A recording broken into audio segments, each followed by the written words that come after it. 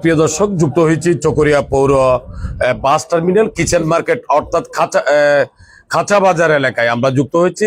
এখানকার স্থানীয় রাজ্যে অভিযোগের প্রেক্ষিতে আমরা আড়ত ব্যবসায়ীদের অভিযোগের প্রেক্ষিতে আমরা একটা অনুসন্ধানী প্রতিবেদন তৈরি করার জন্য আমরা এখানে ছুটে এসেছি। এখানকার যারা উপস্থিত রয়েছেন তারা খাঁচা বাজার এবং আড়তদার মালিক সমিতি এবং মালিক পক্ষ বলেই চলে, বিভিন্ন আড়ত মালিকের এখানে রয়েছেন। তাদের অভিযোগগুলি আমরা সরাসরি তাদের মুখ থেকে আমরা জানতে চাইব। এখানে দীর্ঘদিন ধরে আমরা 20 বছর ধরে ব্যবসা করে যাচ্ছি। অতীতে আমরা কোনো আমাদের কাছ থেকে আওয়ামী লীগের আমলেও টাকা পয়সা নেয় নাই। আজকে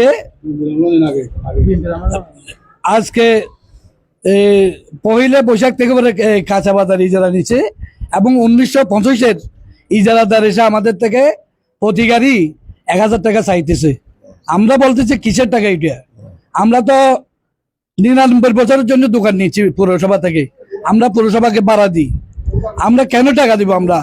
আমরা টাকা দিতে পারবো না। আমরা আইনের আশ্রয় নিব। মাননীয় মহোদয় টিউনু সাহেবকে আমরা বলতেছি, আমরা ওই বাজার ইজারা দিলে ওইটা এই বাজক্ত করতে হবে। আমরা কোনো টাকা দিতে পারবো না। আমরা 20 বছর ধরে কোনো টাকা দিই নাই। আমরা চকরিয়া বাস টার্মিনাল আড়ত করতেছি, আমাদের নিরাপত্তা দিতে হবে। এখানে টোকাই আইয়েরও চাঁদাবাজি করে। এখানে লুট আনলুটের টাকা একটা নির্দিষ্ট টাকা থাকতে হবে।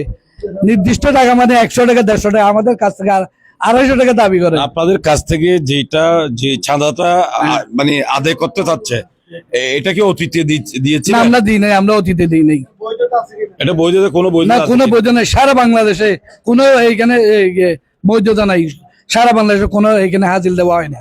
এই বিষয়ে আপনাদের এখন কি চান?